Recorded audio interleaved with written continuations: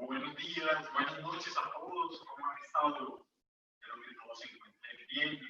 Siendo ya las 7:35, iniciamos nuestro séptimo día del primer curso de Neuroresonancia Top Medical System.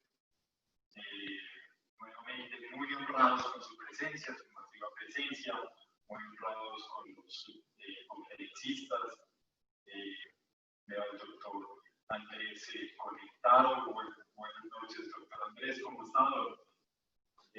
También a la doctora Ana Teresa, al doctor Betea, muchas gracias por acompañarnos. También nos acompaña Walter y Yohai, y pues también saludamos a Jaime Camargo de la compañía.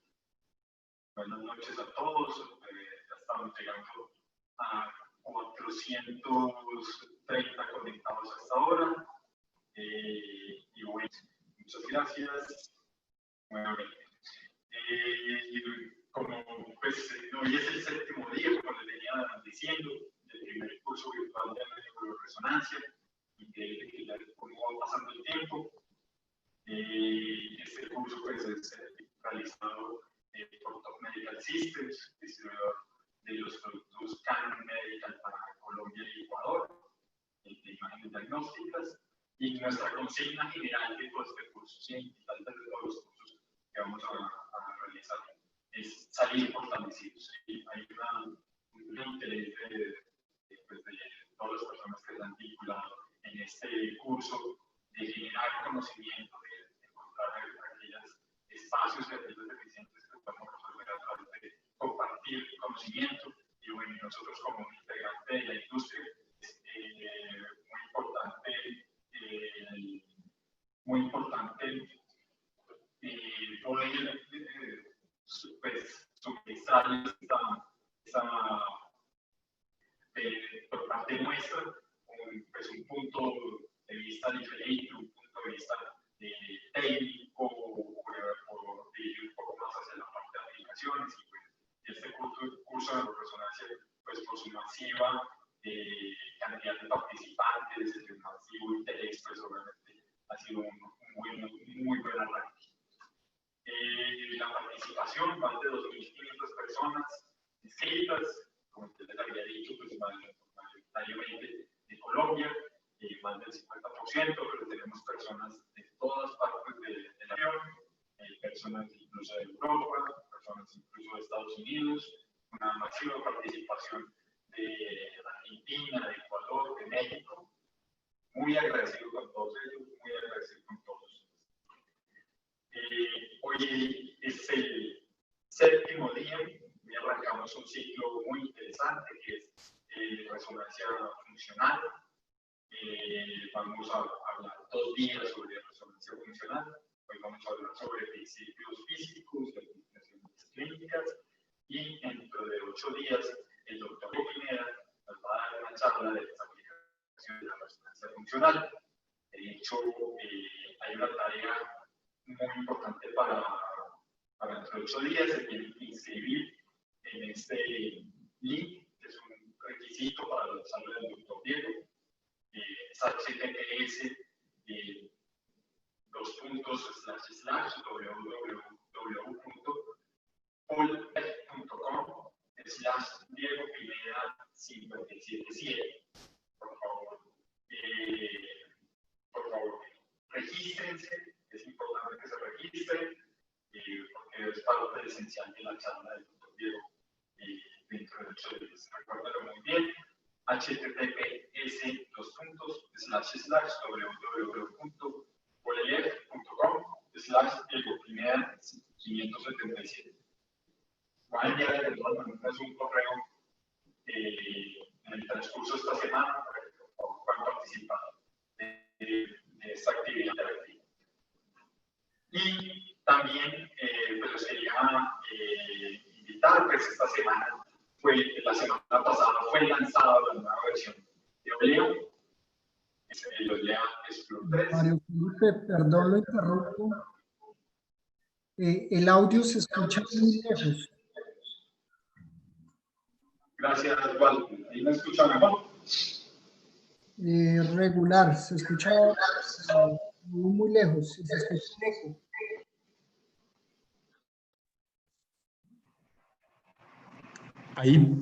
Ahí está perfecto. Bueno, muchas gracias, Walter. Entonces, sin devolverme mucho más, Es importante, de pronto si no me estaban escuchando, gracias Walter por haberme avisado. Pues para la charla de dentro de 8 días es importante hacer registro sobre esta página. Esto va a ser un tema interactivo, un tema de poder participar en la charla del doctor Pineda. Hay que hacer una inscripción previa, entonces para que lo hagan con tiempo, https://www.pollev.com/Diego Pineda 577. Entonces, es muy importante que hagan esa inscripción necesaria para dentro de 8 días. Y les contaba también que la semana pasada OLEA lanzó o hizo el lanzamiento de la nueva versión de su estación OLEA Sphere. OLEA Sphere está montada sobre las plataformas Vitria, que están mayoritariamente instaladas en Colombia en sistemas de tomografía. Se pueden hacer actualizaciones a la nueva versión para que admita este nuevo paquete de OLEA Sphere Release 22. Y pues la invitación es ser partícipe de las demostraciones que queremos empezar a realizar con ustedes. Acuérdense que OLEA es el sistema que ha generado pues, los paquetes de resonancia magnética para neuro, para cuerpo. Hemos mostrado algunas aplicaciones en cuanto a perfusión, en cuanto a algunas aplicaciones de OLEA. Entonces, por favor, agenden una demostración con nosotros. Estaremos gustosos de hacerlos. La dinámica de estas demostraciones pues, van a ser con pacientes propios de cada institución.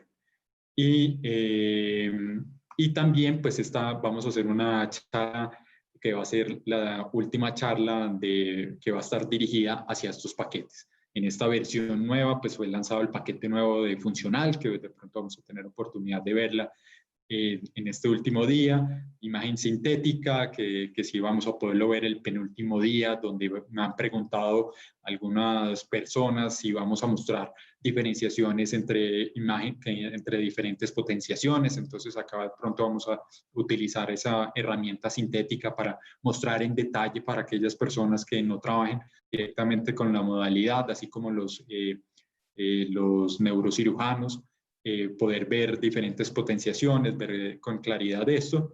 Y bueno, y hay algo muy interesante también que fue lanzado en esta versión, y es el análisis de textura y aquellos biomarcadores que pues es un tema, una tendencia hoy en el mercado.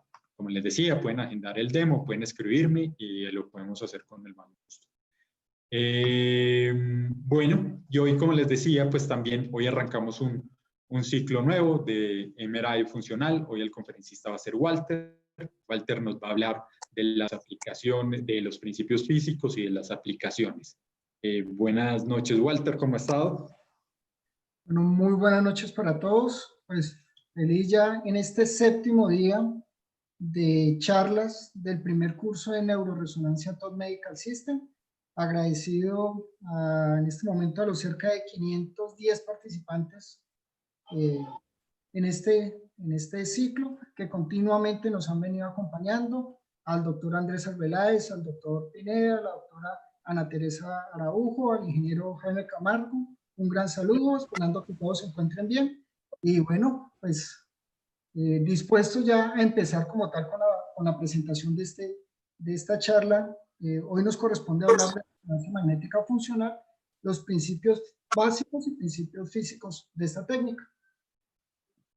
Bueno, Walter, entonces, pues sin más introducción, entonces yo creo que podemos darle ya arranque la charla. Son las 7:44. Entonces, bueno,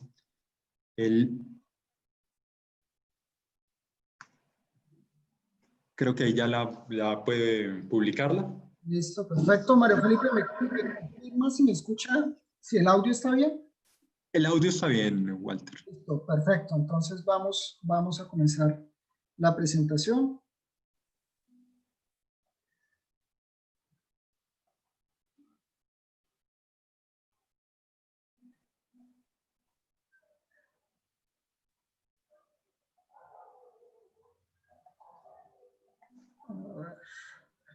Como les mencionaba previamente, hoy nos corresponde hablar en este séptimo día de resonancia magnética funcional. ¿Cuáles son esos principios físicos para la formación de la imagen? ¿En qué consiste el examen? ¿Y cómo es que viene detrás de todos estos protocolos en pro de las imágenes funcionales del cerebro?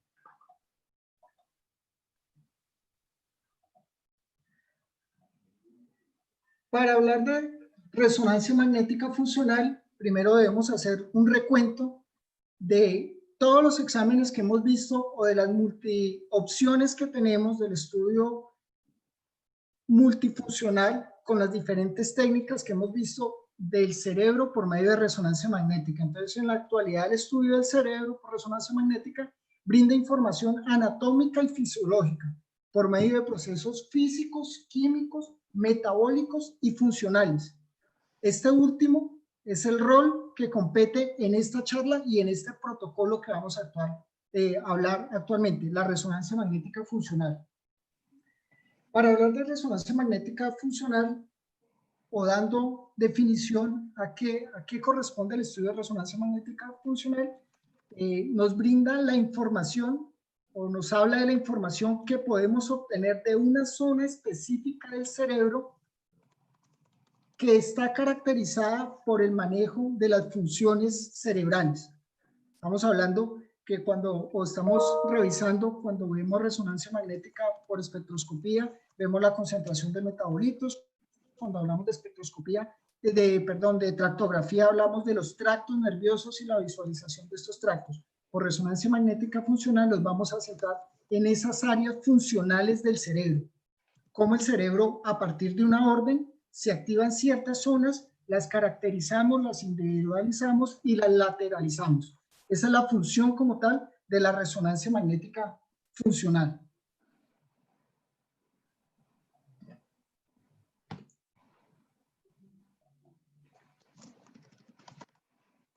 Bases de la resonancia magnética funcional. La resonancia magnética funcional se basa en secuencias BOL. Esta secuencia sustenta la detección del cambio local producido por el flujo sanguíneo o por el flujo arterial a determinada zona del cerebro. Este flujo arterial o flujo sanguíneo lleva unas altas concentraciones de oxígeno. A partir de estas concentraciones de oxígeno, la secuencia BOL es capaz de identificar unos cambios que se producen a nivel regional en cada zona específica activada. Entonces, cuando hablamos de secuencias BOL, estamos hablando de la sigla de niveles independientes de oxigenación del flujo. ¿En qué consiste o qué información nos da esta secuencia BOL? Estamos hablando que cuando tenemos una activación, cuando damos una orden al cerebro, automáticamente hay un gasto o un aumento del flujo sanguíneo a determinada zona. Entonces, llega mayor oxigenación. Dentro de esa oxigenación van a ser medidos unos cambios de oximoglobina y de oximoglobina. Más adelante vamos a hablar en qué consisten estos cambios, cómo a partir de ese aumento del flujo sanguíneo puedo llegar a formar imágenes. Las secuencias BOL se basan en secuencias T2 estrella.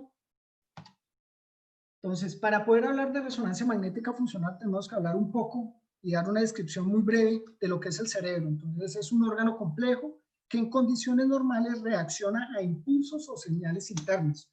Cuando el cerebro se activa o trabaja, se producen cambios locales del flujo sanguíneo regional en áreas específicas, consumiendo o demandando una mayor cantidad de oxígeno con relación a otras áreas del cerebro. El área encargada de la oxigenación o el área encargada de la actividad o de la respuesta, sea motora, sensitiva, va a tener un mayor gasto de oxígeno. A partir de ahí podemos tomar una diferenciación y captar imágenes de resonancia magnética funcional. Debido a que hemos hablado de oxigenación de niveles más altos, de oxigenación en puntos específicos, tenemos que hablar de la hemoglobina. Entonces, dando una definición de la hemoglobina, hablamos que es una estructura proteica que tiene como función transportar el oxígeno en la sangre y cederlo a las células del tejido. ¿Cuáles son esos componentes de la hemoglobina principales? Hablamos de la oxihemoglobina y hablamos de la desoxihemoglobina. La oxihemoglobina básicamente es hemoglobina con altos niveles de oxígeno. Lo contrario, la desoxihemoglobina, que es hemoglobina con unos niveles muy bajos o sin oxígeno. Entonces, estos dos compuestos de la hemoglobina son supremamente importantes a la hora de hablar de la formación de la imagen o la detección de señal por medio de resonancia magnética. A partir de estos dos compuestos, vamos a trabajar en esa formación y estos dos compuestos son los que me permiten identificar señales y lograr tomar señal o identificar puntos de activación cerebral. Hablamos un poco de cómo es ese proceso de oxigenación en el cerebro. Entonces, arterias con bastante contenido de oxihemoglobina llegan a las arteriolas entregan ese flujo a determinada zona del cerebro, esa sangre oxigenada a determinada zona del cerebro, hace su gasto, va al lecho capilar, entrega, sale por las vénulas desoxigenada y llega a las venas nuevamente. ¿Qué pasa en un punto de activación cerebral, sea motora, sensitiva, auditiva, con relación a un punto cerebral que no tenga una función específica? En el momento que yo doy una activación o que yo doy una excitación, doy una orden a mi cerebro, quiero mover la mano, automáticamente la zona motora que me maneja el movimiento va a tener un mayor gasto de oxígeno. Lo contrario a una zona que no maneje esa área motora o esa respuesta motora. Entonces, a partir de ahí, podemos tener una diferenciación entre cuál es esa zona específica que me maneja cierta respuesta del cerebro con otra área que no la maneja. Para hablar de resonancia magnética funcional y estos niveles de oxihemoglobina y desoxihemoglobina, tenemos que hablar de un término conocido como el acoplamiento neurovascular. ¿En qué consiste este término de acoplamiento neurovascular? Se basa básicamente en esas concentraciones de oxihemoglobina y desoxihemoglobina. El cerebro, en un estado normal, tiene unos niveles de oxigenación bajos, entonces hay un nivel de desoxihemoglobina. En el momento que le doy una excitación o en el momento que le doy una orden, automáticamente en la zona específica van a aumentar los niveles de oxihemoglobina por medio del flujo sanguíneo. Entonces se va a producir un intercambio de estar desoxigenado a llegar a oxigenarse. Ese intercambio de disminuir la oxihemoglobina y subir la oxihemoglobina es llamado acoplamiento neurovascular. Y ese acoplamiento neurovascular es sumamente importante, como les mencionaba, a la hora de la formación de la imagen. Revisemos un poco en qué consiste la dinámica del estudio de resonancia magnética funcional como tal o el protocolo. Entonces tenemos un área activada o un área excitada, una orden que le damos al cerebro, sea auditiva, motora, lenguaje, memoria, etc. Entonces damos una excitación. Automáticamente el área encargada de esa respuesta va a tener un aumento del flujo sanguíneo. Por ende, va a tener un aumento del consumo de oxígeno. Al esa zona tener un aumento del consumo de oxígeno, va a presentarse dos cambios. El primer cambio es aumento de los niveles de oxihemoglobina y descenso de los niveles de deoxihemoglobina. ¿Qué pasa con esta oxihemoglobina y desoxihemoglobina? La oxihemoglobina tiene un efecto diamagnético, que dentro de un campo magnético pues, no puede ser medido, mientras que la desoxihemoglobina, este efecto de descenso de señal, actúa como un agente paramagnético, y ese agente paramagnético es capaz de ser medido por medio de resonancia magnética. Entonces, ese intercambio del cerebro una zona específica del cerebro estar desoxigenada o con niveles bajos de oxigenación, llegar a excitarla para dar una respuesta, aumentar el nivel de oximoglobina y descender la desoximoglobina, ese cambio de intensidades es la que vamos a medir por medio de resonancia magnética. Entonces, en el punto que se genera ese intercambio de aumento de oximoglobina y descenso de oximoglobina, automáticamente hay una disminución de la susceptibilidad magnética. Esta disminución de la susceptibilidad magnética es capaz, pues, medida por medio de secuencias T2 estrella. Al identificar este punto de disminución, automáticamente podemos adquirir intensidades de señal y graficarlas como tal o representarlas como tal en una imagen. Esto básicamente es el diagrama de todo lo que conlleva el protocolo y la formación de la imagen de resonancia magnética. Vamos a ir ampliando a medida que vamos hablando en la presentación de qué son paradigmas, cómo son esas pruebas, qué áreas son las que vamos a estudiar.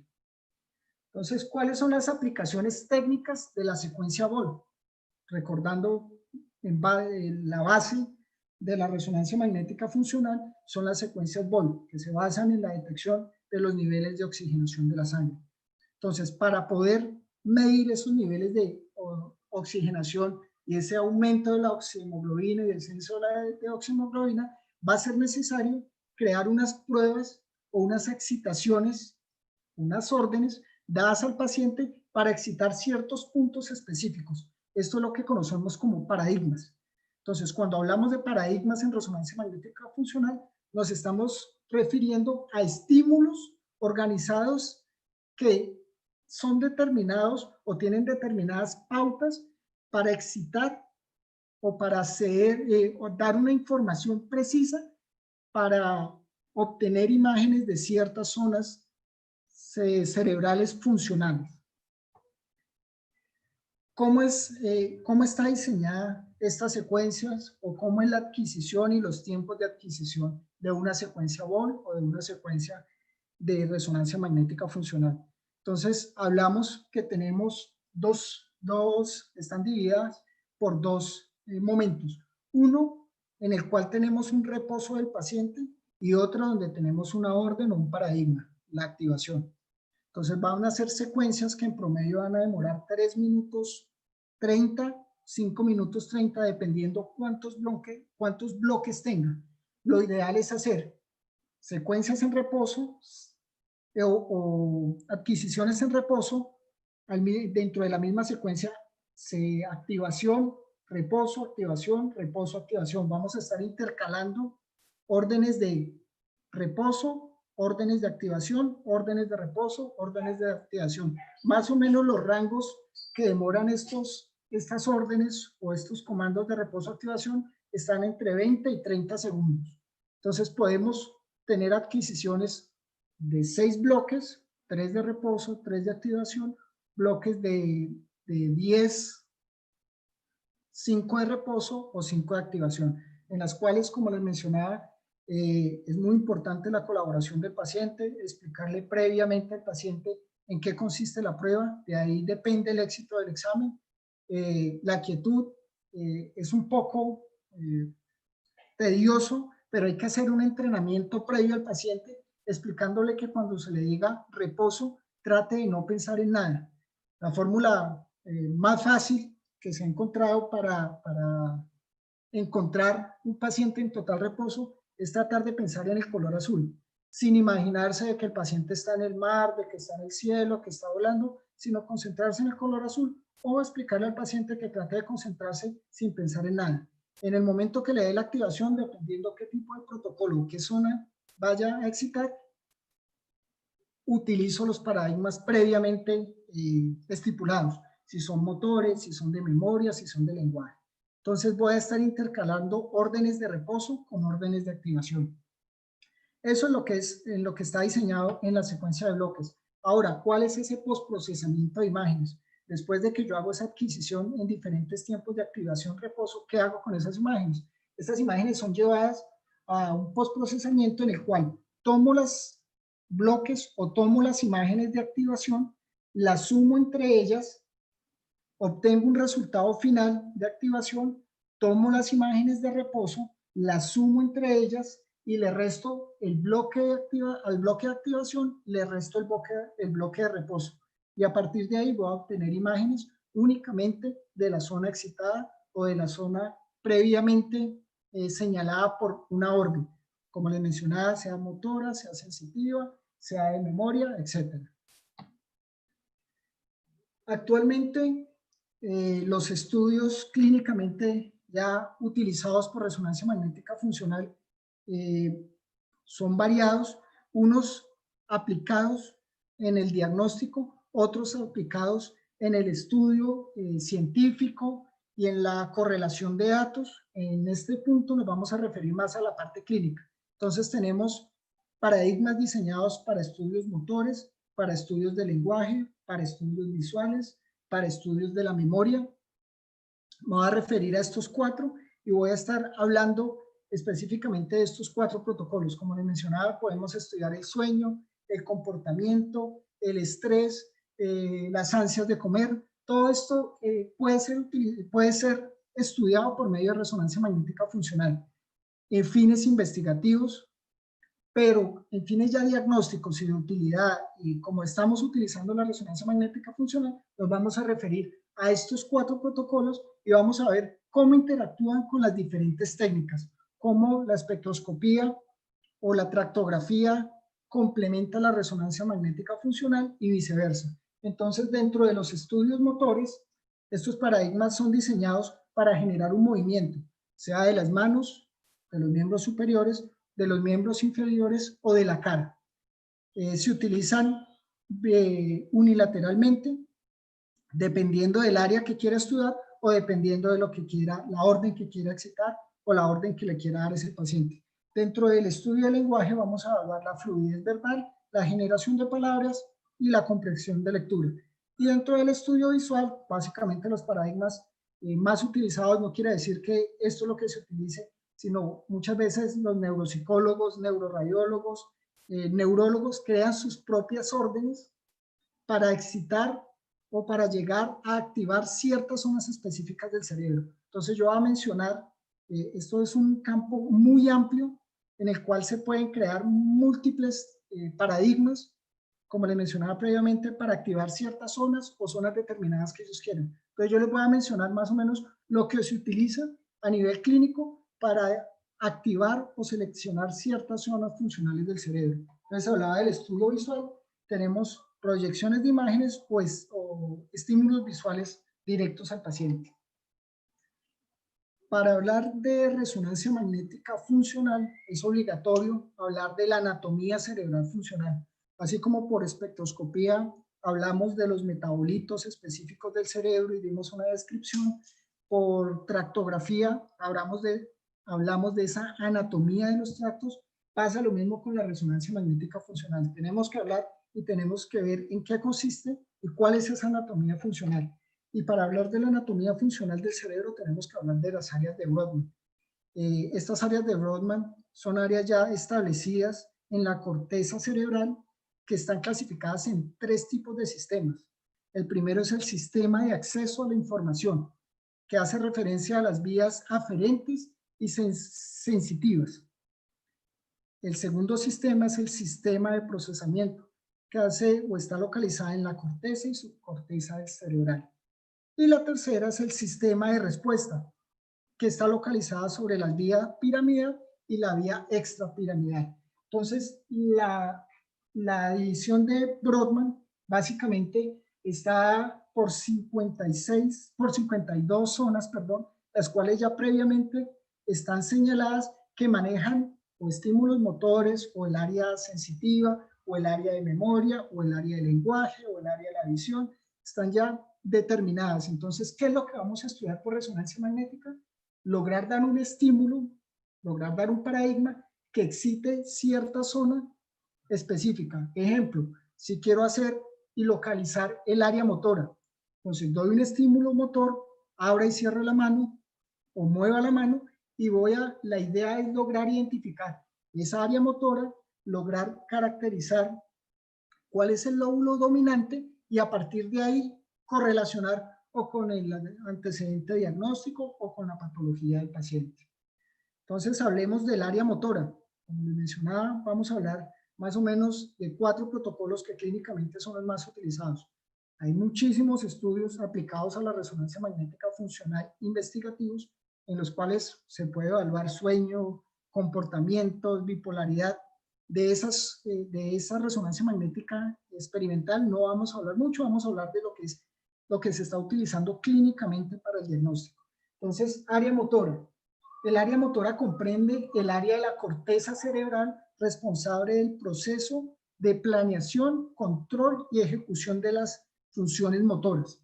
Estas funciones motoras están caracterizadas en 2 puntos. El primero es la corteza motora primaria, que corresponde al área de Brodmann 4 en el surco precentral, y la corteza motora secundaria, que representa el área de Brodmann 6 y está dividida en 5 puntos: el área premotora ventral, lateral dorsal, área motora suplementaria y área motora supracariosa.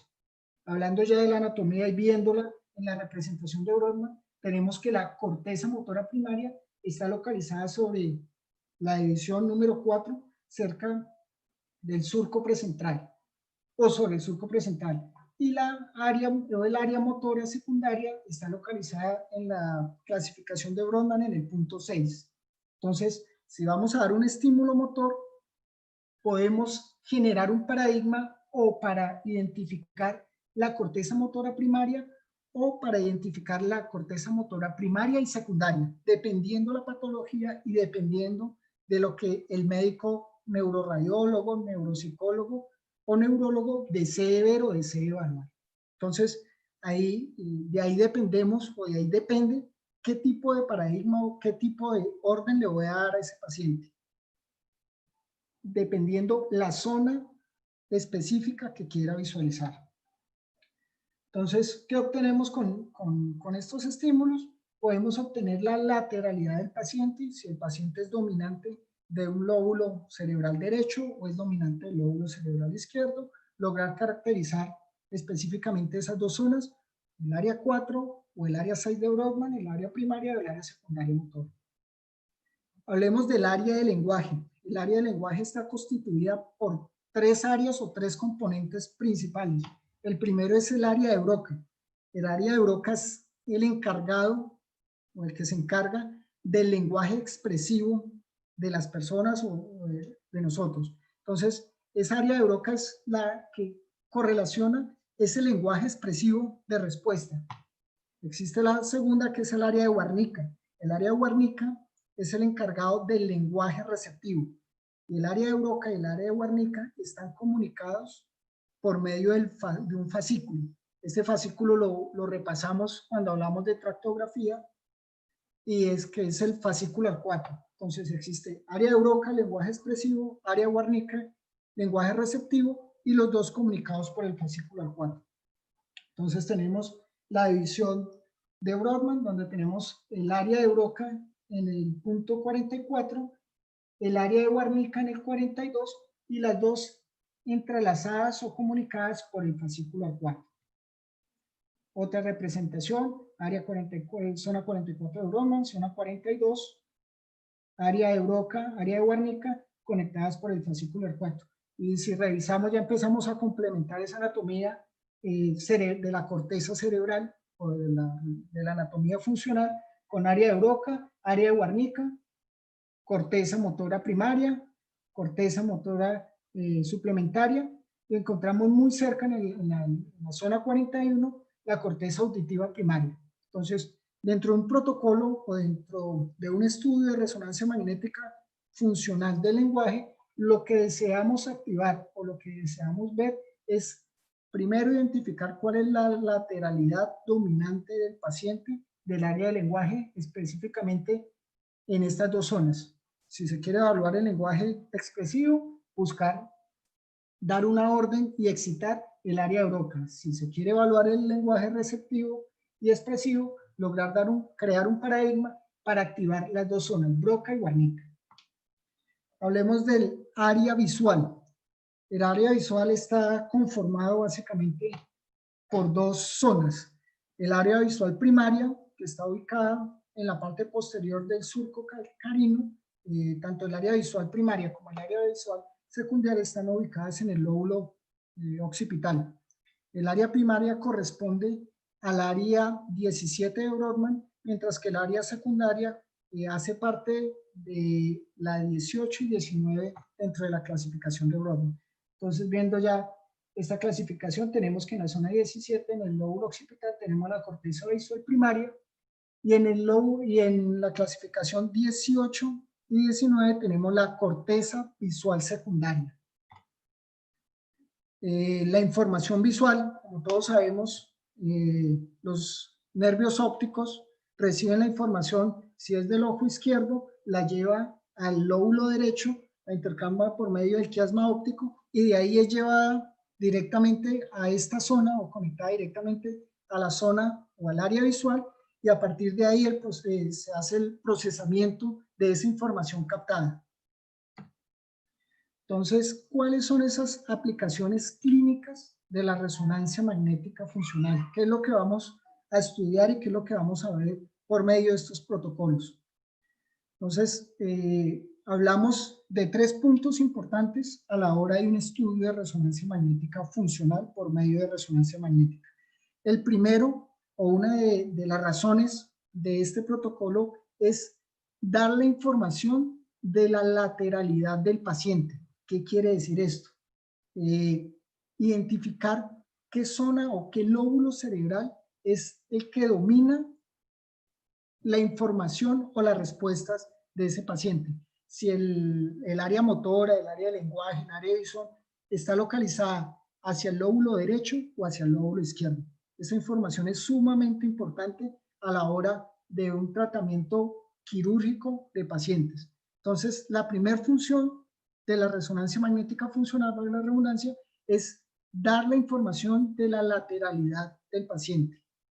La segunda razón de este protocolo es lograr identificar en una planeación quirúrgica con una patología previa cercana a algún sitio de activación, lograr dar esa información y a partir de ahí hacer la planificación quirúrgica.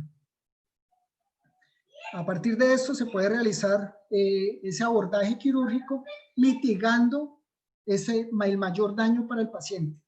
Entonces, primero, dar información de la lateralidad. Segundo, dar información de la cercanía de la lesión y a partir de ahí hacer esa planeación quirúrgica. Y la tercera información ya va, y no la voy a tratar mucho en esta presentación, es en los estudios científicos y en esa valoración científica relacionada con pacientes de alteraciones del sueño, alteraciones del comportamiento, ya como tal, con estudios específicos de cada individuo. Entonces, dentro de ese rango hay múltiples y hay muchísimas aplicaciones en este estudio. Aún no se han pasado a la parte clínica, van más enfocadas al área investigativa. Entonces, como vemos, dentro de la parte clínica tenemos unas aplicaciones, pero dentro de la parte investigativa hay múltiples opciones para aplicar la resonancia magnética funcional. Para esta parte investigativa, pues es supremamente importante, uno, tener una correlación de datos y de pacientes para lograr estratificar una población. Segundo, tener una adecuada planeación de esas órdenes o paradigmas que vamos a dar el paciente. Generalmente esto se trabaja con un grupo multidisciplinario de neuroradiólogos, neurocirujanos o neurólogos, neuropsicólogos que crean este protocolo dependiendo de qué patología de base, qué patología específica de ese paciente, sea de comportamiento, de poralidad de ese paciente, para crear este tipo de protocolos. Como les mencionaba al principio, nos vamos a enfocar en esas aplicaciones clínicas que habitualmente encontramos dentro de los protocolos o dentro de las solicitudes de la resonancia magnética funcional. Entonces, ¿en qué consiste ese protocolo motor? Hablamos que ingresamos el paciente al resonador, previamente hacemos un entrenamiento de él vamos a darle órdenes motoras. ¿Cuáles son esas órdenes motoras? Son órdenes muy sencillas de abrir o cerrar la mano. Si el paciente es derecho, le vamos a dar la orden de que abra y cierre la mano izquierda, y viceversa. Si es izquierdo, le vamos a dar la orden de que abra y cierre la mano derecha. Esto con el fin de lograr identificar la lateralidad que hemisferio cerebral maneja el área motora. Si queremos hacer la activación del área motora primaria, pero si queremos evaluar el área motora primaria y el área motora secundaria, podemos utilizar pruebas un poco más complejas como la prueba de Wow. Estas pruebas ya previamente son trabajadas o ampliamente trabajadas en electroencefalografía. Entonces, traemos esas pruebas ya trabajadas en electroencefalografía y las ajustamos a los protocolos de resonancia magnética. ¿Qué vamos a obtener o cuál va a ser esa imagen resultante? Inicialmente, la imagen que vamos a obtener es esa intensidad de señal producida por el acoplamiento neurovascular. O sea, doy una orden de mover la mano, automáticamente llega mayor flujo sanguíneo a la zona motora primaria, por ende aumenta la oximoglobina, desciende la desoximoglobina, ese descenso actúa como un agente paramagnético y es capaz de ser medido en señal por medio de la secuencia BOL. ¿Qué hacemos con esa información? La fusionamos con una imagen anatómica y a partir de ahí podemos tener información de cuál es la zona dominante o cuál es la zona motora de este paciente y individualizar la lateralidad. En este caso tenemos que la zona motora dominante del paciente es el hemisferio derecho. Entonces podemos obtener múltiples imágenes de todo el contorno motor primario del paciente. ¿Qué más información podemos sacar a partir de esto? Podemos tomar ROI de zona de activación y la zona contralateral y obtener intensidades medias del píxel. ¿Para qué me sirven estas intensidades medias de píxel? Hacen referencia a cuáles son los niveles de oxigenación de una zona y otra. Si evaluamos, me disculpan la imagen, se me pixeló en este momento, si ponemos el ROI en la zona de activación, tenemos que tener una intensidad media de píxel de 0.70, mientras que en el área contralateral tenemos que tener una intensidad de señal de 0.15. Entonces podemos traducir esto con un mayor nivel de oxigenación del área dominante versus el área contralateral. Otro tipo de información que tenemos dentro de la resonancia magnética funcional es evaluar, el tiempo de respuesta. Entonces vamos a tener un bloque de reposo, activación, reposo, activación, reposo, activación, y lograr identificar cómo es esa intensidad de señal en el momento de reposo y cuál es su pico máximo en el momento de activación. Todo dentro de los 3 paquetes. Recordemos que podemos hacer 3 paquetes de reposo, 3 de activación o 5 paquetes de reposo, 5 paquetes de activación, dependiendo del área que vayamos a estudiar. Entonces podemos evaluar esa respuesta en la curva de bloques y del área contralateral.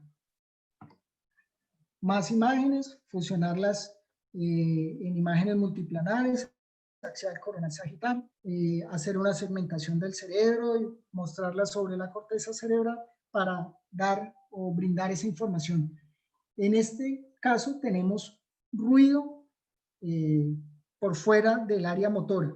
Ahora vamos a hablar un poco en qué consiste ese ruido y qué me limita a que haya en un punto o en un examen mayor ruido o menor ruido. Hablemos ahora del protocolo de lenguaje. ¿En qué consiste este protocolo de lenguaje? Como les hablaba previamente cuando hablamos de la anatomía funcional, existen 2 áreas dominantes del lenguaje, el área de Broca y el área de Wernicke. El área de Broca es la encargada del lenguaje expresivo del individuo. Entonces, para lograr darle una orden o excitar esta área de Broca, el lenguaje expresivo, hay múltiples pruebas. Voy a dar un ejemplo de la que más se utiliza. Entonces le podemos dar una palabra al paciente, P, y a partir de esa palabra que empiece a generar, a partir de esa letra, perdón, que empiece a generar palabras excepto nombres. Un ejemplo, lo de la letra M, mata, matera, mesa, durante 30 segundos que empiece a generar palabras excepto nombres. De esta forma vamos a excitar el área de Broca. ¿Qué vamos a obtener? Aquí se tomó la medida en otro punto. Esta es el área de Broca. Este es un nombre que se le dio un paradigma de generación de palabras a partir de una letra y logramos identificar el área de Broca. El mismo protocolo con una mujer. Mujer con paradigma de generación de palabras. En la mujer logramos ver que la mujer en el manejo del lenguaje maneja los dos lóbulos. Si vimos el hombre, tenemos imagen que es dominante, en este caso este paciente, del lóbulo izquierdo. En la mujer vamos a ver en el área del lenguaje expresivo que maneja los dos lóbulos. Siempre uno va a ser más dominante que el otro, en este caso el lóbulo izquierdo. Más imágenes del área de Broca con un poco de ruido alrededor. Área de Broca o paradigma de generación de palabras en imagen sagital y en imagen coronal. Estas imágenes puedo tomar ROI, medir la intensidad media del píxel y a partir de ahí medir el nivel de oxigenación del área excitada con el área contralateral y compararlo.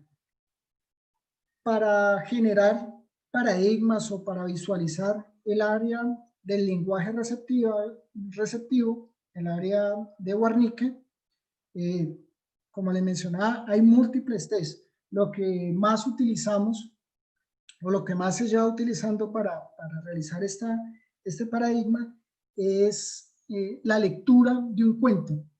A partir de ahí podemos excitar esta zona de Wernicke. La otra es dar al paciente un objeto y con ese objeto que genere verbos. Un ejemplo, balón. Le digo al paciente balón, que él o los diga en voz alta o mentalmente, patear, rebotar, rodar, todo esto durante los 30 segundos de activación. Entonces empiezo un reposo, doy la palabra balón, que él empiece a generar esos verbos en base a la palabra que le di, volver a reposo, nueva palabra, alterando esto o intercalando estos paradigmas podemos llegar a obtener información del área de Wernicke. ¿Y que vamos a encontrar? Nuevamente una mujer que se le realizó un protocolo de lectura de cuento en donde se localizó el área de Broca y el área de Wernicke. Si complementamos esto con tractografía y lo complementamos con el fascículo 4, vamos a obtener y lograr caracterizar el lóbulo dominante del lenguaje, en este caso el lóbulo izquierdo, y aparte de eso, cómo se está comunicando o cómo esa comunicación y cómo está constituido o formado el fascículo 4. Entonces vamos a tener una imagen complementaria entre resonancia magnética funcional y resonancia magnética de tractografía de todo lo que es el sistema del lenguaje de ese paciente. Protocolos visuales. Dentro de los protocolos visuales utilizamos, o lo más utilizado, son proyectores especiales compatibles con resonancia magnética. Esto en las entidades que cuenten con estos mecanismos.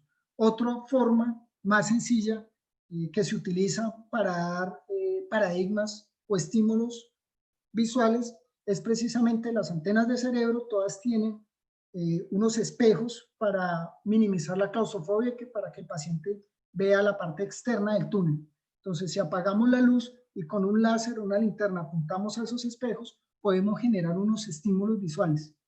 Entonces, lo podemos hacer durante los 30 segundos, apagar la luz y darle la orden de reposo al paciente. En el siguiente punto, volver a dar el estímulo y de esta manera podemos obtener imágenes o podemos generar un protocolo de resonancia magnética funcional con protocolo visual. Dentro de lo nuevo disponible que tenemos en nuestros equipos Galán y Oran es que contamos con un sistema de proyección, para la ambientación y confort del paciente. Entonces, contamos con unos sistemas de proyección dentro del equipo, como lo podemos ver, en el cual el primer objetivo o uno de los objetivos es el confort del paciente, sumado con el túnel de 71 centímetros, en el cual podemos proyectar una imagen, verla alrededor del túnel. Esto va a ser un poco más agradable el tiempo de exploración y en la exploración en equipo.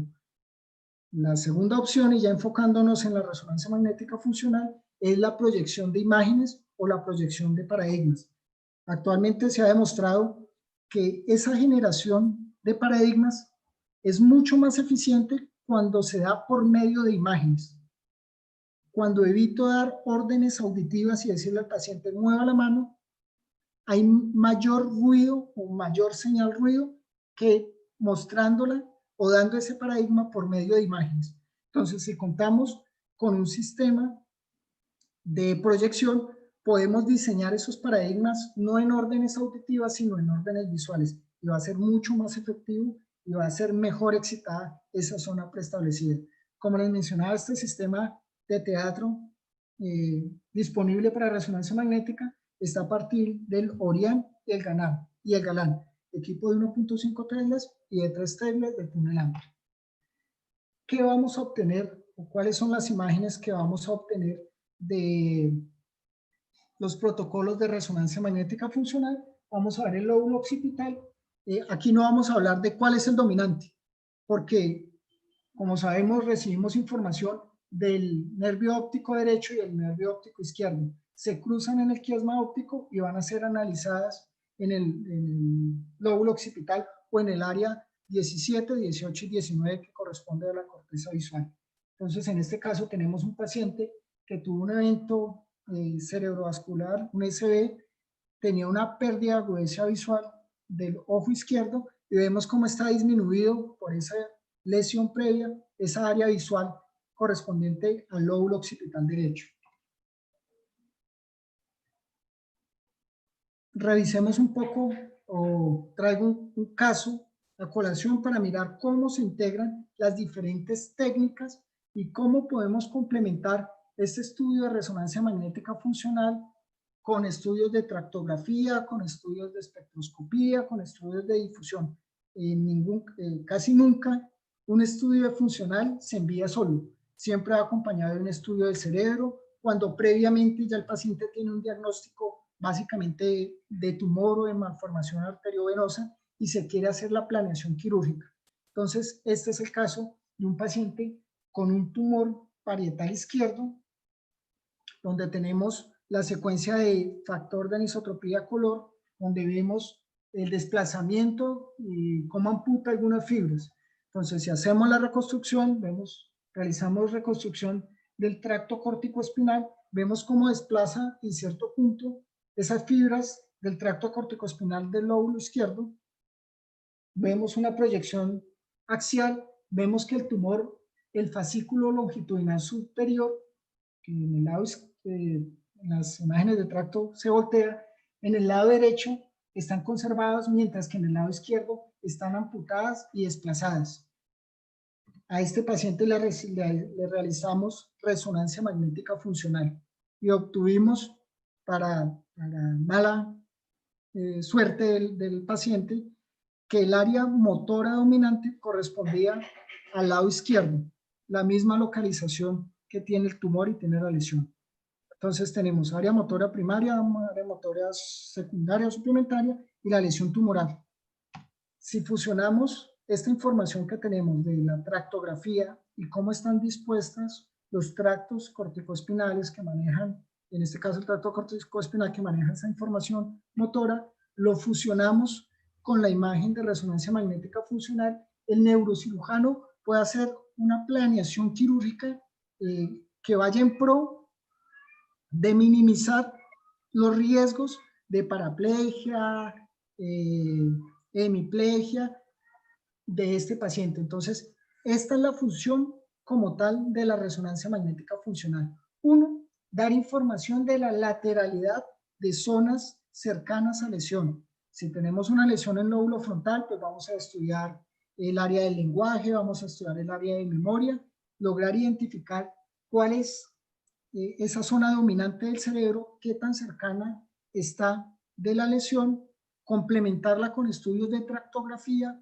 ver cómo se relacionan estas dos y a partir de ahí, dando esta información, el neurocirujano puede hacer una mejor planeación quirúrgica. Durante mucho tiempo, se ha estudiado y se ha venido realizando pruebas, ensayos, recopilando información de la resonancia magnética funcional. Entonces, a medida que se ha venido trabajando en estos protocolos, se ha visto que ese ruido que al principio yo mostraba no es como tal ruido. Hay zonas intrínsecas y espontáneas como el peristaltismo abdominal, el movimiento del músculo diafragmático, el movimiento cardíaco de sístole y diástole, que son controladas por el cerebro, pero no necesitan de una orden para su funcionamiento. Entonces, ese ruido que al principio les mostré, damos una orden de activación y alrededor aparece un ruido, no es como tal ruido. Al principio se trabajó eso como ruido y se eliminaba esa señal y se obtenía nada más señal de la zona de activación. Pero a medida que se fue trabajando, se fue viendo que esto no es ruido como tal, sino son o hacen parte de un circuito intrínseco espontáneo del cerebro para ciertas funciones.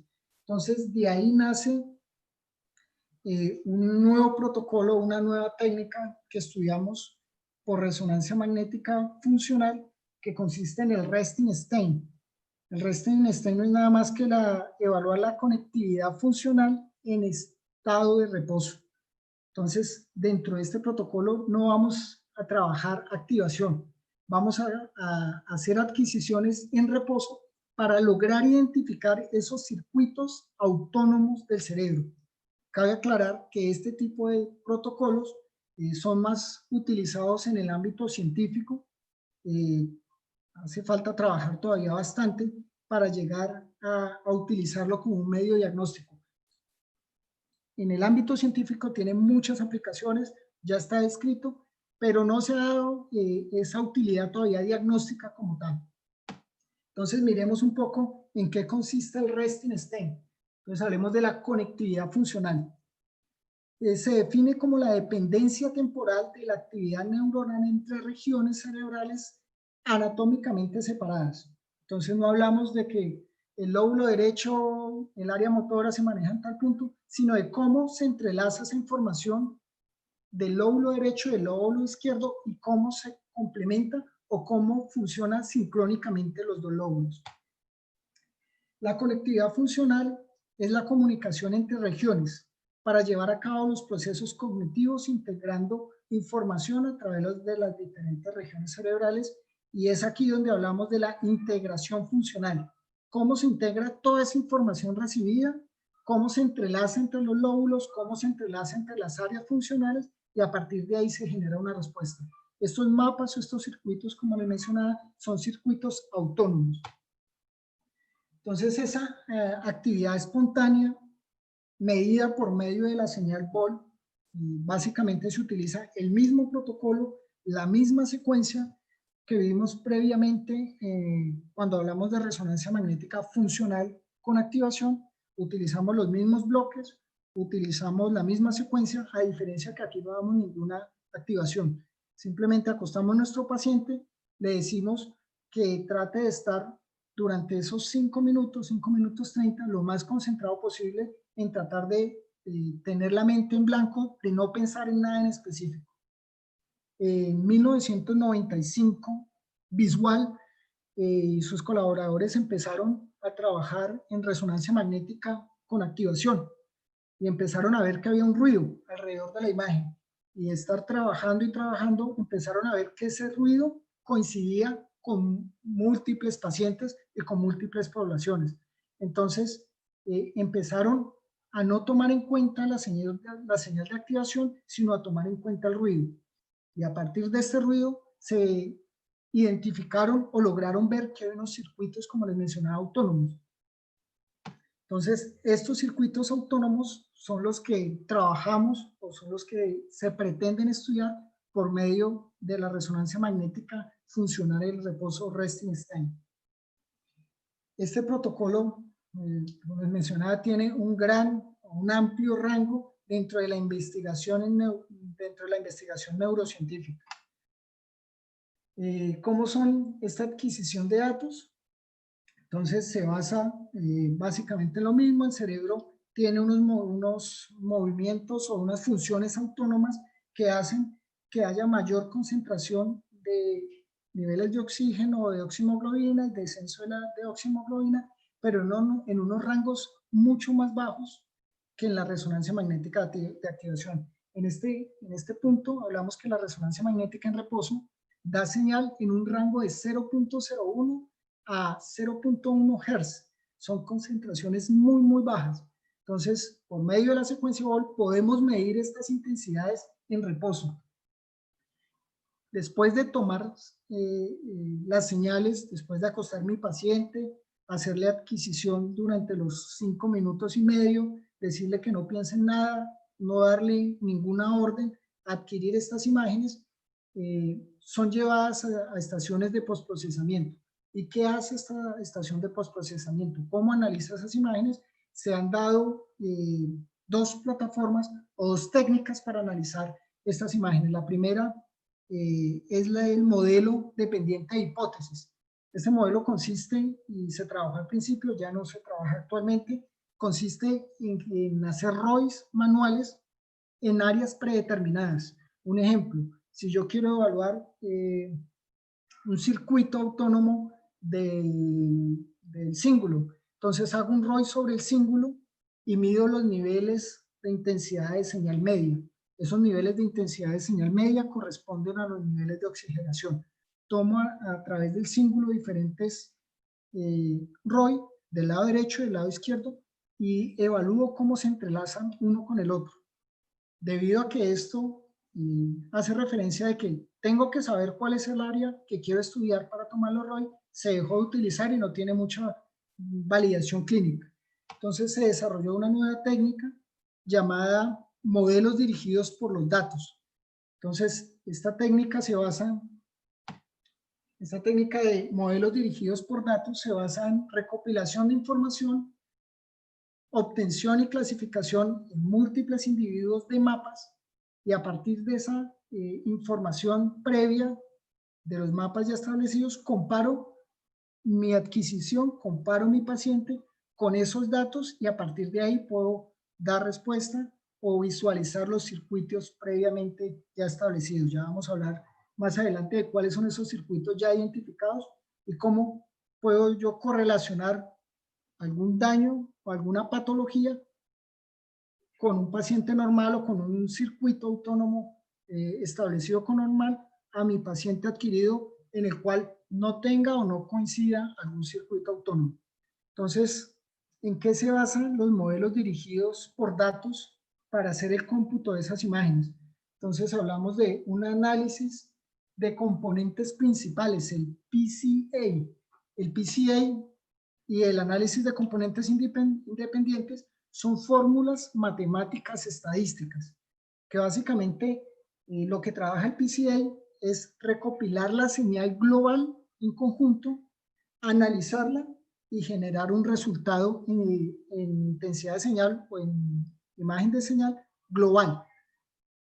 Mientras que el análisis de componentes independientes, el ECI, lo que hace es tomar esa señal, pero no tomarla como grupo, sino tomarla independientemente de cada zona del voxel. Entonces, cuando adquiero resonancia magnética funcional y la postproceso por uno o por el otro datos, de hecho se postprocesan por los dos. Primero se pasa por el PCA y después se pasa por el ECI, donde recoge la información individual de cada voxel, la analiza, la postprocesa por medio de fórmulas matemáticas estadísticas, como les mencionaba, y a partir de ahí da un resultado en intensidad de señal para formar la imagen. Entonces, ¿cómo se obtienen estas imágenes o cómo es posible evaluar y obtener señal de los circuitos autónomos del cerebro? A medida que fueron trabajando con resonancia magnética funcional de tareas y resonancia magnética funcional del reposo, se fueron dando cuenta en los múltiples estudios, en las múltiples investigaciones, que cuando el cerebro está en reposo hay unos información o hay unas zonas activadas que están dando señal. En el momento que yo doy una activación, esas zonas pierden señal y ganan información únicamente el área previamente excitada por la tarea. Si yo le digo al cerebro, mueva la mano, no se apaga, deja de dar señal los circuitos autónomos para generar mayor señal los circuitos de activación debido a esas intensidades en Hertz. Recordemos que los circuitos autónomos o la resonancia magnética en reposo tienen unas intensidades de señales muy bajas. Entonces, en el momento que yo doy una activación, esas intensidades de señales se pierden totalmente para dar mayor o para el equipo centrarse en las intensidades de señales más altas. Entonces, este cambio de estar en reposo con una información, con unos circuitos autónomos dando señal, en el momento que doy una activación, se me pierde señal estos circuitos autónomos y gana señal la zona de activación, se empezaron a clasificar un grupo de circuitos y estos circuitos fueron clasificados o fueron nombrados como circuitos de activación por defecto, los CAT. ¿En qué consisten o cuáles son estos circuitos autónomos del cerebro clasificados como CAT? Son circuitos que están encargados de la monitorización del estado, de estados internos cerebrales y de la memoria autobiográfica. Estos circuitos autónomos, estos circuitos CAT, ya actualmente en múltiples artículos y en la literatura hablan de hasta 42 circuitos autónomos ya identificados en el cerebro o en los mapas del cerebro. Entonces vamos a mencionar 8 que son los que más están trabajando, 6, perdón, que son los que más están trabajando. El primero es la corteza frontal, ventromedial y dorsomedial, el cíngulo anterior, el cíngulo posterior, el precúneo, la corteza parietal lateral y los hipocampos. Estos son los circuitos que hacen parte del CAT, de la activación por defecto, lo que podemos identificar en la resonancia magnética funcional en reposo. Podemos correlacionar estos circuitos por medio de estos software de postprocesamientos, donde ya lo que hace el software es, ya tienen pregrabados cuál es esa localización y compara mi nueva adquisición con la información previamente cargada y me puede dar un diagnóstico o una correlación de si se encuentra correcto con una población normal o hay algún tipo de alteración. Hay otro tipo de circuitos, aparte de los CAT, que se asocian lo contrario. ¿A qué me refiero con lo contrario? Cuando yo hablo de los circuitos CAT, estoy hablando que cuando doy una activación, pierden señal. Estos circuitos CAT y ganan señal el punto donde, o los paradigmas de activación. Cuando hablamos de circuitos de asociación a tareas, los CAT, estamos hablando que cuando yo doy una orden al cerebro, se desactivan los circuitos CAT o me dejan de dar señal los circuitos CAT y aparte de la zona específica que le di la tarea, se activan otras zonas o se activan otros circuitos. Entonces, unos son los circuitos CAT y otros son los circuitos CAT. Estos circuitos CAT están principalmente conformados por regiones cerebrales dorsales encargadas del procesamiento de la atención, las cuales son básicamente dos: el giro intraparietal, los campos visuales frontales, la ínsula y la corteza motora suplementaria. Entonces, como podemos ver, como mencionaba al principio, el Restenstein tiene mucha investigación, se ha venido trabajando a partir del 95, se ha encontrado que en la individualización de patologías específicas de comportamiento tiene un gran rango que hace falta corroborar y llevar más información y a partir de ahí, en ese ámbito investigativo, lograr dar un diagnóstico. Esto lo podemos tener en resonancia magnética funcional en reposo, que necesitamos para este tipo de análisis contar con la estación de postprocesamiento que me reconozca esa señal, la cruce con la que está previamente montada en los equipos y a partir de ahí me pueda dar un diagnóstico. Como lo mencionaba María Felipe al principio, la semana pasada OLEA sacó, y nosotros no contábamos con estación de postprocesamiento para resonancia magnética funcional. La semana pasada OLEA sacó este programa. Entonces actualmente ya en el mercado contamos con estas estaciones de postprocesamiento para analizar tanto resonancia magnética funcional de activación como para analizar resonancia magnética en reposo o resting state. Eso es lo que queríamos hablar, queríamos mostrarle la resonancia magnética funcional, cómo es esa formación de imágenes, en qué consisten los protocolos y más que en qué consisten los protocolos, es dar un acercamiento de cómo se podría utilizar ciertos paradigmas para ciertas funciones o activaciones.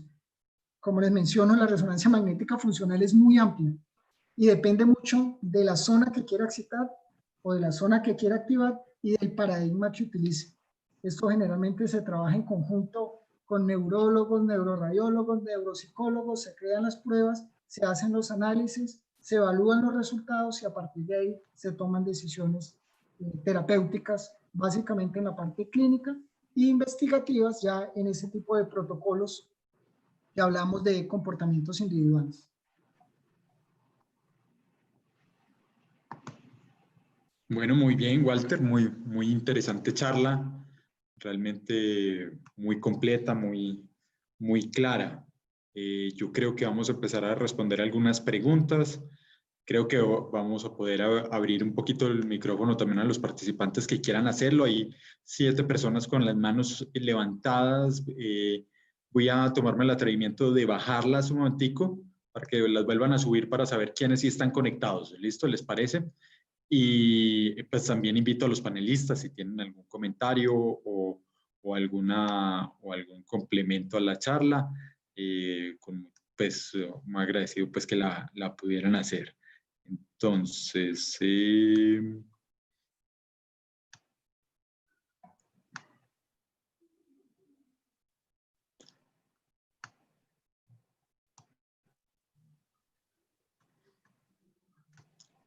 a ver, entonces tenemos por acá un par de preguntas.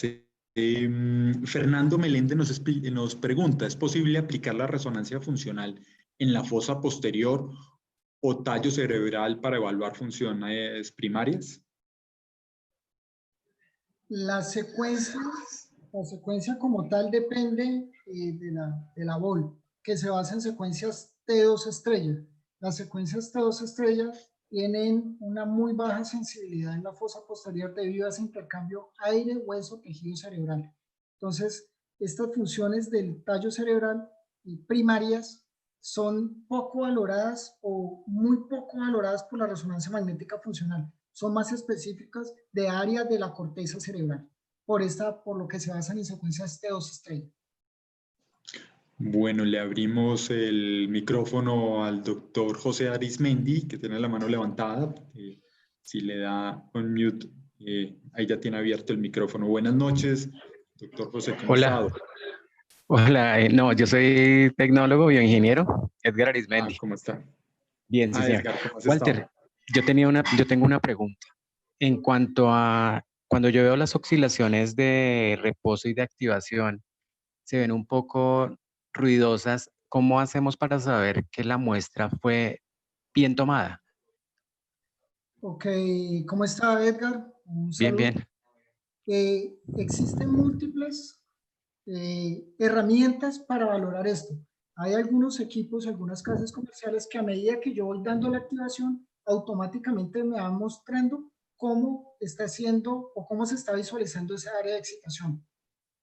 Eso por un lado. Entonces, si yo estoy dando las órdenes y estoy viendo que esa zona corresponde al área motora excitada, por ahí me estoy dando cuenta de que el estudio está siendo bien adquirido. Otro método, en esos casos del ruido que hablamos cuando se contamina, porque, ejemplo, el paciente le dimos un estímulo motor y se quedó rozando la pierna, entonces, aparte del estímulo motor, estoy dando un estímulo sensitivo. Podemos trabajarlo por medio de las estaciones de postprocesamiento con el threshold. Y es disminuir esa intensidad de señal a valores o más altos o más bajos. En el caso de que haya mucho ruido, yo puedo manipular ese sistema de postprocesamiento que me tenga en cuenta señales más altas. Por ese lado vamos a estar eliminando un poco ese ruido que no queremos tener, tomando mayor información del área motora activada, pues del área activada, independientemente de sea motora o auditivo. Bueno, muy bien. Le damos paso a Clara Rodríguez. Clara, buenas noches.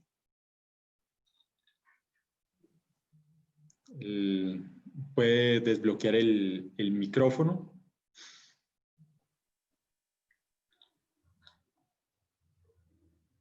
Bueno, o mientras tanto a Juan Pablo González.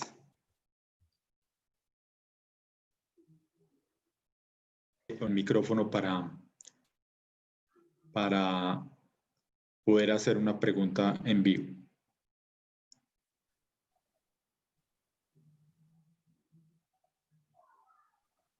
Bueno. Dana Calderón, ¿puedes abrir el micrófono ahí también? Perfecto. Buenas noches. Buenas noches. Mi pregunta es acerca de cómo hacemos para disminuir el ruido que puede llegar a generar un estimulador profundo, digamos, para epilepsia.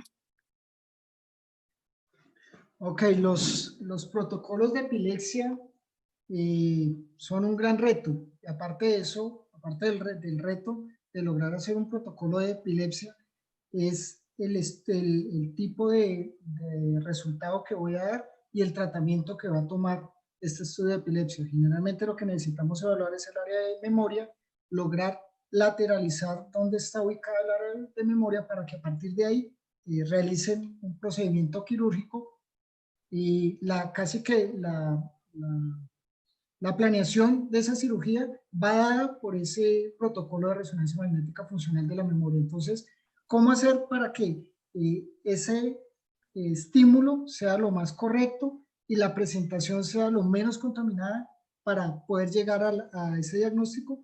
Uno es, casi que va a ser necesario a la hora de hablar de protocolos de resonancia magnética de memoria, generar los estímulos de forma visual, que no lleven ningún estímulo auditivo. Eso por un lado. Si se hace un protocolo, si se diseña un protocolo con paradigmas visuales, va a ser mucho más efectivo para lograr excitar o generar esa información de la zona motora. Lo otro es empezar a trabajar con los métodos de reconstrucción con el threshold. Si yo subo mi threshold, puedo tomar señales periféricas. A medida que voy bajando ese threshold, voy tomando intensidades que tengan mayor intensidad de señal. Por ende, vamos a eliminar ese ruido, vamos a tener únicamente del área excitada o el área de memoria. Muchas Bueno. gracias. No sé si el doctor Pineda tenga algún comentario acerca de estos protocolos con la experiencia que él tiene de resonancia magnética funcional con relación a la epilepsia o los paradigmas de memoria. Sí, bueno, primero felicitarte, Walter, excelente exposición. Gracias al auditorio también por la atención prestada. Bueno, sí, en efecto, para responder la pregunta de la participante, los estimuladores profundos realmente representan un problema de señal. Es decir, la susceptibilidad generada por un elemento metálico puede conspirar directamente con la señal, ¿sí? Es decir, al tener una localización profunda, ese efecto de susceptibilidad puede impactar directamente sobre el área que queremos estudiar, es decir, sobre el lóbulo temporal. No sé si se me escucha bien, no sé si se me escucha claramente. Perfecto, bueno, perfecto. Listo. Bueno, entonces, ¿qué hacemos? Lo que hacemos generalmente es cambiar la modalidad de adquisición. Podemos hacer cambiar el módulo de adquisición de gradiente EPI, por ejemplo, a un de turbo de Spineco, puede ser, dependiendo de la marca, eso está disponible. Otra cosa que podemos hacer es, como lo dijiste tú, manejar la escala de la activación, es decir, tratar de cierta manera ignorar la señal a través de postproceso del efecto generado por el DBS y el lóbulo temporal. Eso se puede hacer, por ejemplo, utilizando otro tipo de análisis, no utilizando, por ejemplo, el modelo lineal general, que es lo que yo voy a explicar en unos 8 días, sino utilizar, por ejemplo, un modelo de componentes independientes, utilizar una prueba T simple para restar esa señal parásita, digamos, pues esa señal subrepticia, y quedarnos solamente con la señal del lóbulo temporal.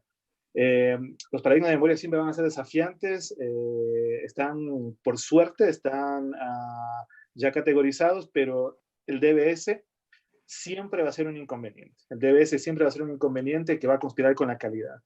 Yo voy a mostrar algunos ejemplos de pequeños focos hemorrágicos, de artificios generados por elementos metálicos, que realmente podrían llegar por calidad a contraindicar un estudio funcional. Así que el metal es nuestro enemigo. Cuando está afuera, imagínense lo que pasa cuando está dentro. Así que por eso es que no es tan fácil hacer el protocolo. Sí, se pueden utilizar algunos softwares, muchos de ellos no están disponibles comercialmente, sino que se utilizan, por ejemplo, software de universidades, USA SPM, FSL, que tienen modelos estadísticos que uno puede elegir para elegir mejor los umbrales de activación y poder sustraer esas señales que no quiero ver. No sé si contesté la pregunta de la colega. Muchas gracias, sí, señor. Bueno, genial. Y también respondió una del doctor Casas, que nos hacía cómo se utilizaba la resonancia magnética en epilepsia del lóbulo y en el mesial temporal. Yo creo que va muy acorde y parece pues que también es complemento de la charla dentro de 8 días. Le abrimos el micrófono a Lupita Contreras, quien ha levantado la mano. Lupita, buenas noches. Puede darle mute al Zoom y formular la pregunta.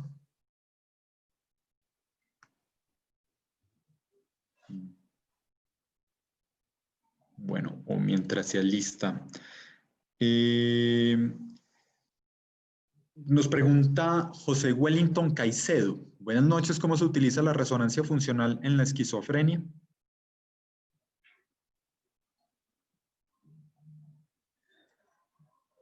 Bueno, inicialmente los protocolos para este tipo de evaluaciones son netamente investigativos.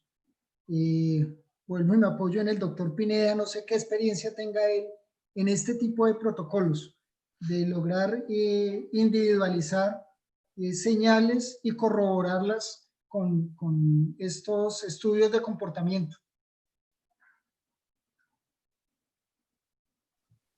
Claro que sí.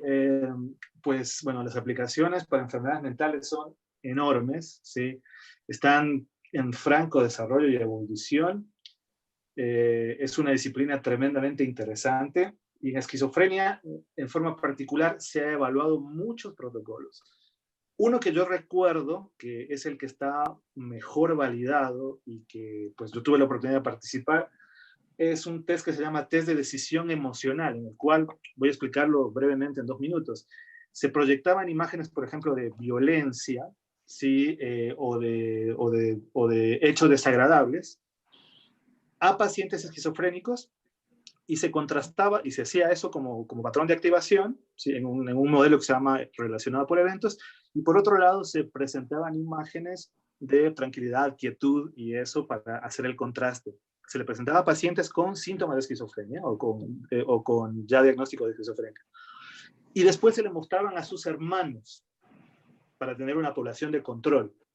Entonces, se vio, estoy haciendo una valoración, digamos, una simplificación muy burda de los resultados, pero se vio que los pacientes con esquizofrenia tenían una alteración en lo que se conoce como decisión emocional. Es decir, las imágenes perturbadoras no les afectaban tanto como a sus hermanos, ¿sí? Después se hizo la misma experiencia con un grupo control externo de pacientes voluntarios sin, digamos, síntomas mentales y esa alteración en la decisión emocional también fue corroborada. Entonces, ese es uno de los estudios que está validado, es el paradigma de decisiones emocionales. Otro es otro que se llama decisión afectiva, que es parecido, pero básicamente es con recuerdos traumáticos y así en general. Uno puede, pues en el estudio funcional, uno puede hacer un montón de apreciaciones en base a un paradigma diseñado. Lo importante es que ese paradigma después sea validado o tenga estudios que lo respalden. En esquizofrenia hay muchísimo. La decisión emocional está ya validado a varios años en el mercado y bueno, desafortunadamente uno de los problemas de los estudios psicológicos o neuropsicológicos es que se hacen en poblaciones pequeñas. Entonces no es posible juntar una muestra tan grande como para poder reflejar esa condición y que sea reproducible a largo plazo, ¿sí? Entonces, esa es la limitación, pero sí, que los hay. Este es uno de los paradigmas más útiles. No sé si contesta la pregunta del colega. Yo creo que sí, ¿no? Y muy interesante esas activaciones, por así decirlo, extrañas de los paradigmas. Se vienen tantas aplicaciones que ojalá se pudieran validar todas ellas y tener, pues, obviamente un estudio más preciso, ¿no? Sobre todo casos interesantes, así como los comenta el doctor.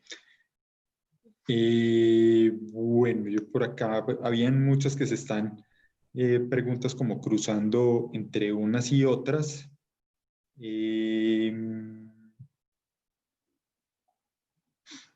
Hay una de Elda Sánchez.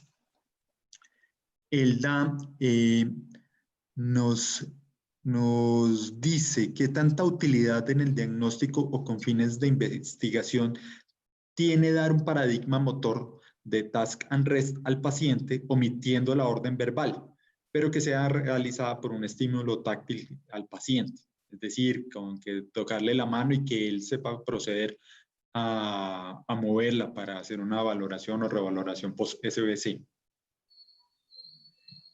Siempre los estímulos dados de forma visual o sensitiva van a ser mucho más eficientes y van a disminuir esa contaminación dada por un estímulo verbal. Entonces, cualquier método utilizado, sea visual, sensitivo, para generar un paradigma va a ser mucho más eficiente y en este caso de los paradigmas motoros va a ser mucho más eficiente que un paradigma auditivo.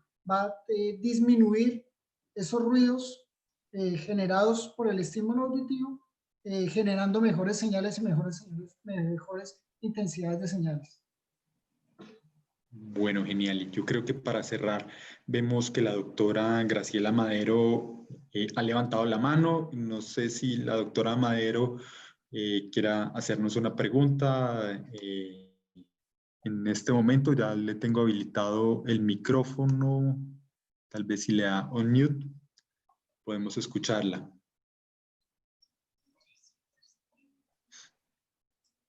Bueno, no. Bueno, yo creo que le mandamos un gran saludo a la doctora Madero y muchas gracias por conectarse. Yo creo que le estamos, pues estaríamos ya cerrando, son las 9 de la noche. Seguimos con 370 personas conectadas, 45 por YouTube. Hoy tuvimos cerca de 700 personas conectadas durante la charla. Agradecerle obviamente esta charla a Walter, a felicitarlo por tan fácil la manera como lo explicó.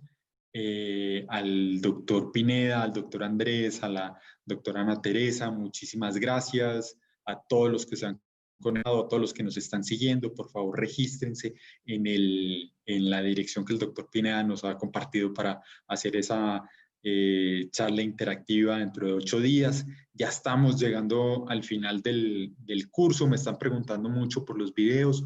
Vamos a montar algunos videos. Estamos en el proceso de edición, de buscar pues obviamente una plataforma que sea fácil pues para que los puedan visualizar. Y bueno, y agradecerles a todos. Realmente yo creo que cuando empezamos a hacer este curso, nunca creí que fuéramos a seguirlo haciendo en confinamiento o en estos temas de cuarentena. Y bueno, esperemos que no toque terminarlo sobre esta cuarentena y que podamos obviamente pues seguir y continuar pues obviamente en una normalidad. A todos, muchas gracias, a todos los que nos cuidan y a todos los que están pues en el sector de la salud atendiendo las diferentes enfermedades y que están pues obviamente tratando de servirle pues a sus diferentes países. Muchas gracias Y bueno, muchas gracias, Walter. Una feliz noche. Muchas gracias. Hoy tengo un invitado muy especial, mi hijo Esteban. Y gracias al doctor Pineda por las intervenciones y por las aclaraciones en esta parte de tratamiento y aplicación ya diagnóstico de esos estudios investigativos. Gracias a la doctora Teresa Araujo por su excelente charla de la semana pasada y el acompañamiento constante, asimismo al doctor Andrés Arbeláez. Bueno, muchas gracias. Listo, Walter, muchas gracias. Felicitaciones. Muy clara la exposición. Me Gracias. siento muy complacido y orgulloso, digámoslo así, de que esté vinculado a nuestra empresa. Un gran aporte nos ha hecho. Gracias, Walter. Gracias, ingeniero. Bueno, y a todos muy buenas noches, ¿no? Pues muchas gracias. Nos vemos dentro de 8 días. Listo, Mario. Buenas noches. Muchas gracias a usted también. Bueno, muchas gracias, Felicitaciones Jaime. de nuevo. Bueno, muy bien. Muchas gracias a todos. Feliz noche. Cuídense. Estén muy bien. Estén seguros. Gracias. Bueno, buenas noches. Buenas noches. Buenas noches.